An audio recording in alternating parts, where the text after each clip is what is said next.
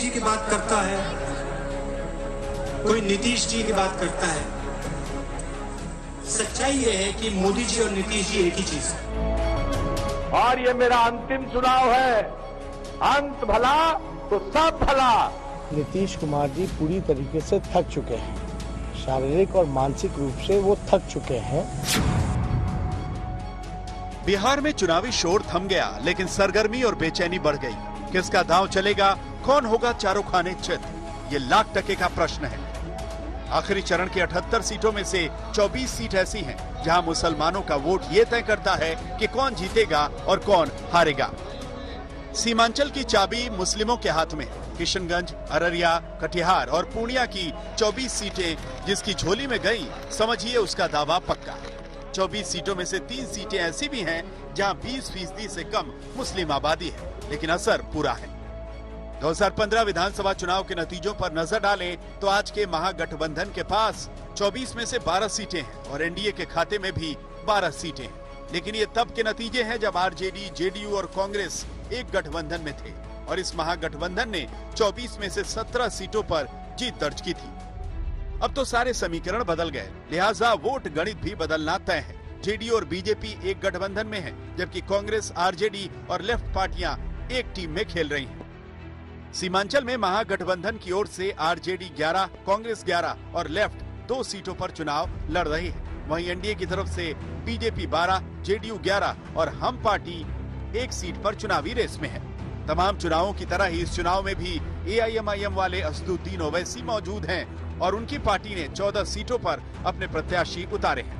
बिहार में आखिरी चरण का चुनाव उन इलाकों में हो रहा है जहां पर मुस्लिम आबादी तकरीबन 40% से लेकर 70% तक है और इन इलाकों में अच्छा प्रदर्शन करना एनडीए के लिए एक बहुत बड़ी चुनौती है। अब ऐसे में सवाल उठता है कि क्या इन इलाकों में जो मुस्लिम आबादी है वो नीतीश कुमार में एक बार फिर से भरोसा जताती है या नहीं। अब जरा सीमांचल के 4 जिलों पर ध्यान दीजिए। किशनगंज में करीब 70%, अररिया में 42%, कटिहार में 43% और पूर्णिया में 38% मुसलमान आबादी रहती है। आरजेडी और कांग्रेस को लगता है कि वो इस इलाके में बढ़त पा सकते हैं। इस सोच के पीछे मुख्य रूप से 3 बड़े कारण हैं। पहला ये कि मुस्लिम आबादी अपनी सुरक्षा और प्रतिनिधित्व को लेकर बीजेपी को अपने करीब नहीं पाती।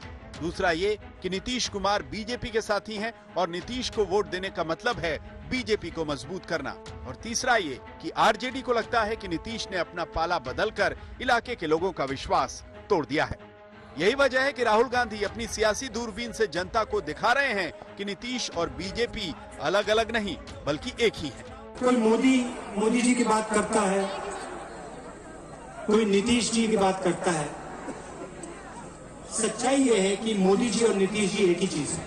आपने वोट दिया था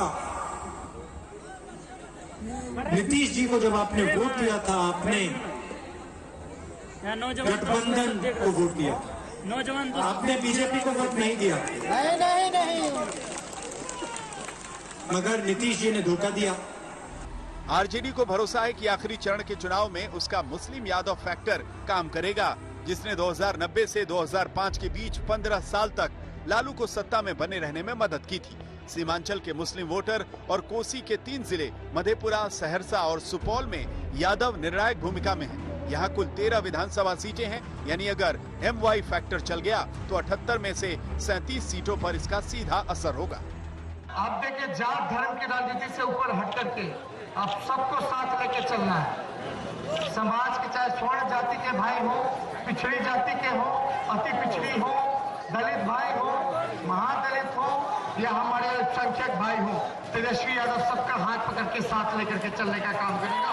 किसी भाई को पीछे नहीं छोड़ेगा। इसके अलावा CAA NRC कानून को लेकर गहरी नाराजगी तो पहले से थी, ऊपर से योगी आदित्यनाथ के घुसपैठियों वाले बयान ने आग में घी का काम किया। यही वजह है कि नीतीश कुमार डैमेज कंट्रोल करने उतरे। यही नहीं, सीएम ने जनता के मन की वोट मशीन में अपना इमोशनल कार्ड स्वाइप करने की कोशिश की। इन्हें खाते में जीत का क्रेडिट चाहिए। कौन दुष्प्रचार करता रहता, फालतू बात करता रहता है, यहाँ से कौन किसको देश से बाहर करेगा? ऐसा इस देश में किसी में दम नहीं है कि हमारे लोगों को सब हिंदुस्तान के हैं, सब भारत के हैं, कौन इसको बाहर करेगा साहब? आज चुनाव का आखिरी दिन है, अब परसों चुनाव है और ये मेरा अंतिम चुनाव है। अंत भला तो सब भला। अगर मुस्लिम वोट बटा तो किसी एक पार्टी की विजय मुश्किल है। फिलहाल सीमांचल के मुस्लिम वोटरों की मुट्ठी बंद है। 10 तारीख को ये मुट्ठी खुलेगी, तब तक इंतजार कीजिए। रोहित सिंह के साथ आनंद पटेल, आज तक। नमस्कार, मैं हूं अंजना ओम कश्यप। हमें उम्मीद है ये वीडियो आपको पसंद आया होगा। लेटेस्ट खबरों के लिए यूं ही देखते रहिए आज तक, और इस वीडियो के पसंद आने पर लाइक, शेयर एंड सब्सक्राइब करना ना भूलें।